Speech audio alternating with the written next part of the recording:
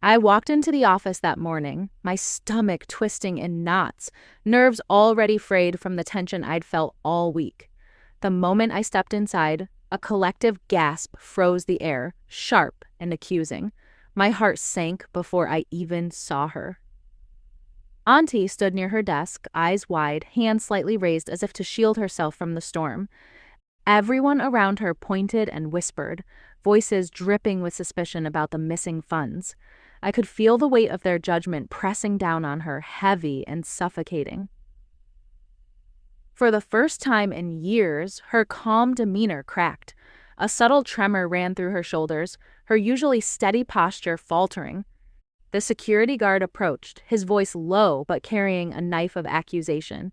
"You need to come with me," he said, and it felt like the room had gone silent, the fluorescent lights burning harshly against my skin, casting everything in stark, unforgiving tones. I noticed her hands trembling as she gathered her bag, the faint smudge of mascara under her eyes a silent testimony to the emotional strain. A coworker nearby smirked, loud enough for everyone to hear. Maybe she stole it to cover personal debts. My chest tightened, a surge of fury rising as I watched her dignity being stripped in public, layer by layer. The office manager called for statements, and the room filled with murmurs, judgmental glances bouncing from one face to another. I knew immediately the accusation was baseless, but no one seemed to care. My mind raced, desperately searching for any way to prove her innocence before it was too late. Shame and fury collided inside me as I stood there, powerless in the face of such blatant injustice. I watched her lips quiver, trying to speak, but the weight of collective suspicion pressed down, silencing her voice. And then I saw it. A small glint from her bag. A recording device, subtle but unmistakable, tucked away where no one else had noticed. The realization hit me like a spark in dry grass. There was hidden truth here, a weapon no one suspected. The whispers continued, each one a dagger aimed at her heart. But this time, I made a silent vow. This humiliation would not stand. Not on my watch, not ever. Whatever it took, I would ensure that Auntie's innocence and dignity were reclaimed, and that the people responsible for this torment would face the consequences. I remember the first day I met Auntie, her warm smile lighting up the room, effortless kindness radiating from every gesture, and the way she subtly guided me without ever demanding attention. Her mentorship was quiet, yet it shaped me more than anyone else ever could. Memories of her defending me against office bullies replay vividly in my mind, her voice steady, unwavering, cutting through the noise of mockery and fear. She never hesitated to stand up, even when it cost her social comfort, and I never forgot it. I think of the countless late nights she spent fixing errors she didn't even cause, silently carrying the weight of others' mistakes while never asking for recognition. Each sacrifice, each unseen effort now flashes before my eyes with painful clarity as she stands accused today. The betrayal of seeing her blamed for something she didn't do hits harder because I know her history, the decades of quiet endurance, the silent resilience that had always carried her through injustice. Her life unfolds in my mind like a hidden map of struggles, childhood hardship, financial struggles, responsibilities taken on without complaint, burdens she bore alone. Every challenge she faced shaped the woman, now standing in humiliation before the office. I recall the stories she whispered to me long ago, recounting injustices where she was underestimated, overlooked, dismissed. Back then, I thought they were cautionary tales, but now I see they were preparation, lessons in surviving and ultimately overcoming the cruelty of underestimation. I relive moments when she quietly financed my small projects, refusing gratitude, insisting she didn't need thanks. Her generosity was effortless, invisible to most, but unforgettable to me. Her laughter echoes in my memory, warm and soft, a stark contrast to the cold accusations now surrounding her. The dissonance between past joy and present cruelty sharpens my anger into a blade of resolve. I remember the hidden scars she carried, a divorce she endured without complaint, a family who doubted her choices, colleagues who underestimated her constantly. Every silent pain now fuels the fire building inside me. Her lessons of patience and composure, once subtle guidance, now become a source of strength, grounding me as I plot a path to justice. I see the pattern clearly now. Anyone who underestimates Aunty eventually pays, though she has always endured silently. This theft accusation is not isolated, it is part of a decades-long pattern of disrespect and disregard. My anger intensifies, sharpened by the injustice of today and the memory of all she has silently endured. This is not just about money, it is about every moment she was overlooked, every slight ignored, every dignity denied. The memory of her subtle acts of bravery, kindness, and unwavering integrity fuels my determination. I will not let her suffering go unanswered. I recognize the depth of trauma she has carried hidden for years, and that recognition transforms my desire for revenge into a focused, strategic drive. Every move I make from this point forward is calculated, deliberate, and unstoppable. I decided to move carefully, investigating quietly before confronting anyone, my senses sharp with adrenaline, every step measured, every glance calculated. The office felt different now, charged, almost electric with suspicion. Subtle inconsistencies started to emerge. Security footage had gaps, receipts went missing, and timelines didn't match the stories being told aloud.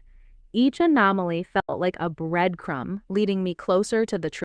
Co-workers continued their gossip, smirking at each other, glancing nervously in my direction, unsure if I would speak up or stay silent. Their whispers felt like they were pressing against my skull, a constant reminder of the urgency to act. I approached a colleague, someone who might have seen more than he let on, feeling the tension radiate off him. His calm was forced, brittle, and I could tell he was hiding something, even as he insisted he didn't know anything. The office manager dismissed the minor discrepancies I brought up, insisting the evidence against Aunty was clear. His voice carried authority, but I could hear the cracks, the arrogance that comes from assuming power is absolute. I started to uncover pieces of a larger picture, deleted emails, a suspicious delivery that no one accounted for, a ledger misplaced in ways that seemed deliberate. Every clue was a thread, and I was beginning to weave the story of a setup. Tension built as I moved through the office, pretending ignorance, concealing my investigation behind polite smiles and casual glances. Each piece of information added weight to the growing storm, and every whisper in the hallways felt like a challenge I had to overcome silently. Auntie's demeanor shifted in subtle ways. The quiet strength she always carried now shimmered with fear, but underneath there was resolve, like a coiled spring ready to strike back at injustice. I began to sense the manipulation came from higher up, someone pulling strings for personal gain, orchestrating the chaos around us while the innocent took the fall. The realization sent a chill down my spine, but also ignited a focus I couldn't ignore. Late at night, I replayed snippets of security footage, straining to hear the faint background audio. There were anomalies, tiny, almost imperceptible, that hinted at deception, confirming what I had suspected all along. The office whispers grew louder, more relentless, like a suffocating pressure cooker of judgment and rumor. Every step I took had to be measured. One wrong move could destroy the fragile chance at proving the truth. I wrestled with the choice, reveal partial findings now and risk undermining credibility, or wait for absolute proof and let the tension build until the moment of exposure was undeniable. The stakes were climbing. The threat of Aunty being terminated became real, pressing against us both, and every passing hour made the risk more imminent. Fear crept into me, slow and insidious. If I failed, Auntie's reputation, her career, the years of integrity she had quietly built, all of it could be irreversibly shattered. Every second felt like a countdown, every whisper a hammer striking against her life. I clenched my fists, heart pounding, knowing that failure wasn't an option. Not now, not ever. The storm was rising, and I had to navigate it carefully. For Aunty, for justice, for the truth that refused to stay buried. The turning point came with a late-night phone call that jolted me awake, the screen glowing in the dark. A former IT employee, his voice shaking, confessed that he had seen someone tampering with the system the night before the funds went missing. His words crashed into me like a shockwave, ripping open everything I thought I knew about the case. In that instant, the entire picture shifted. The stolen money wasn't an accident or a misunderstanding. It was a deliberate setup, crafted by someone in upper management, someone confident no one would ever challenge their authority. And then I remembered it, the small recording device peeking from Auntie's bag earlier, the glint I had ignored, the tool she had been too scared to use, too dignified to reveal unless it mattered. Now it mattered more than anything. I found her sitting alone in the dim break room, her shoulders slumped but her eyes still searching for hope. When I approached, she looked up slowly, as if expecting another accusation instead of a lifeline. I lowered my voice. "Aunty, the device, please." Her hands trembled as she reached into her bag, pulling out the small recorder. She pressed it into my palm, her eyes filled with unspoken fear and desperate trust. I clicked play. The mastermind revealed themselves immediately, clear as day. Their voice, dripping with arrogance, laid out the entire plan. How they would divert the funds, blame Aunty, manipulate the timelines, pressure the security team, and let gossip finish the job. It was all there, their strategy, their motives, their confidence, that no one would question them. A surge of vindication shot through me, but so did a cold urgency. We were running out of time. If they sensed we knew the truth, they'd erase everything. Emails, logs, evidence, burying the truth beneath their power. The revelation shifted something inside me. The entire power dynamic of the office tilted like a cracked floor beneath my feet. Fear and confidence collided in my chest, but for the first time, confidence won. Aunty straightened slowly. The steady calm she'd always carried returned, but now it burned with a quiet fire I had never seen before, a fire born from survival and injustice finally reaching its limit. "This is it," I whispered. "If we move now, we win. If we hesitate, they bury us."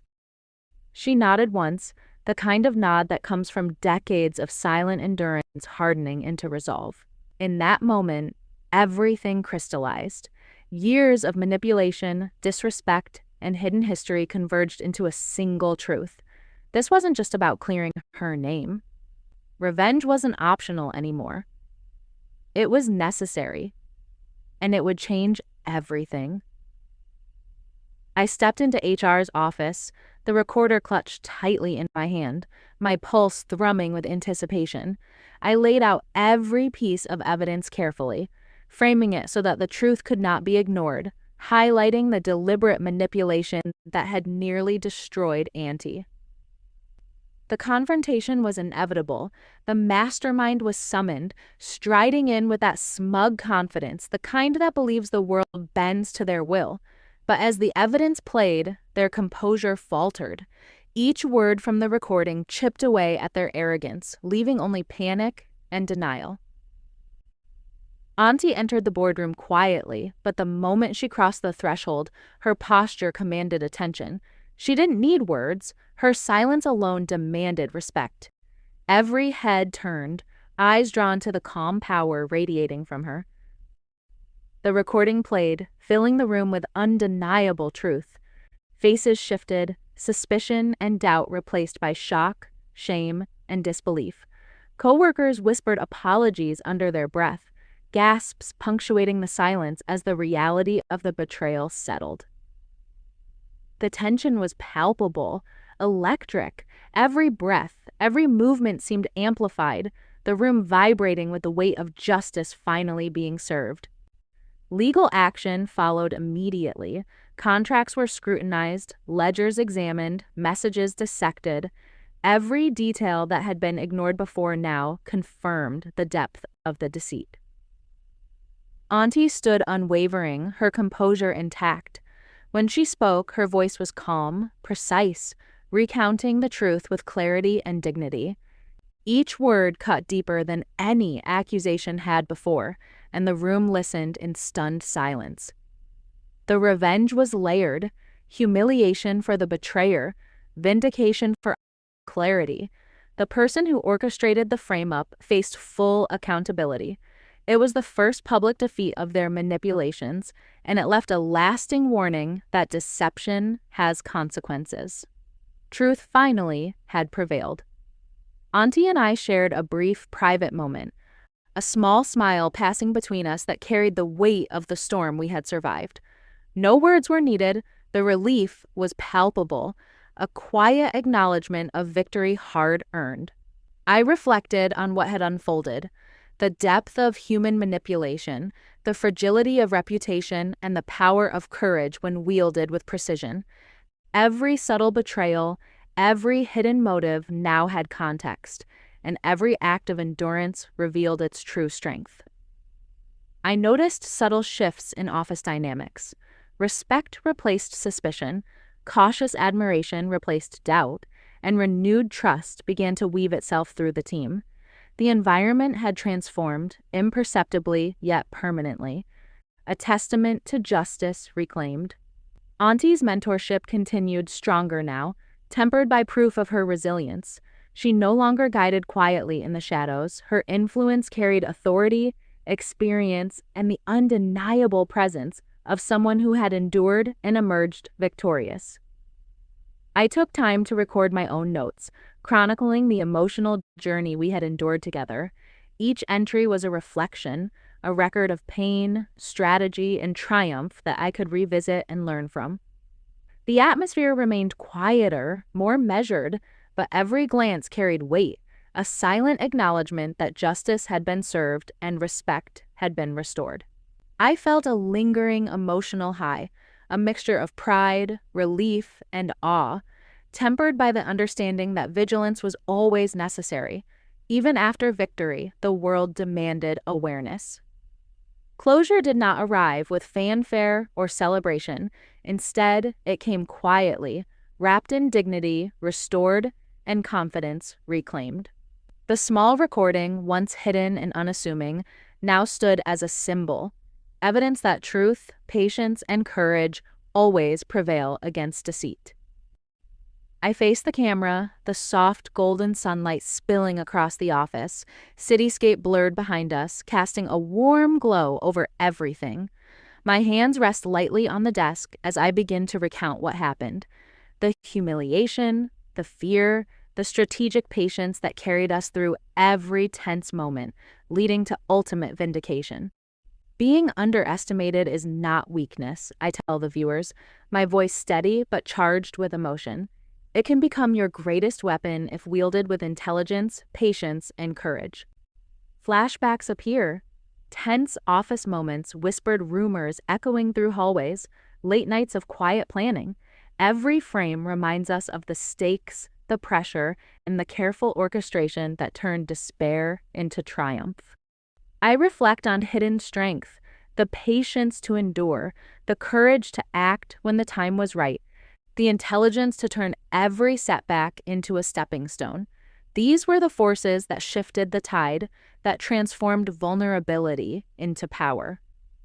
The recording, once hidden and overlooked, becomes a metaphor in my narration, proof that truth always finds a way, that hidden courage can expose deceit, and that careful observation can dismantle even the most calculated lies. Justice is layered, I remind viewers, emotional and painstaking. It requires courage under pressure, attention to detail, and the will to act when it matters most. Aunty appears subtly in the background, her smile quiet but knowing, her strength radiating through the frame without a single word. She is the embodiment of resilience, patience, and moral triumph. I close with a call to action. Observe carefully. Trust your instincts and never allow injustice to go unchallenged. Every act of patience and strategy can create moments of transformation, just as it did here. The final montage plays, office calm restored, Auntie's reputation reclaimed, justice visibly served. Faces once filled with doubt now reflect respect, the air lighter, the truth undeniable. I pause, letting the weight of the journey settle in the room before the screen slowly fades to black. Soft music swells, leaving viewers with a lingering reflection on patience, strategy, and the moral victory of seeing truth triumph over deceit.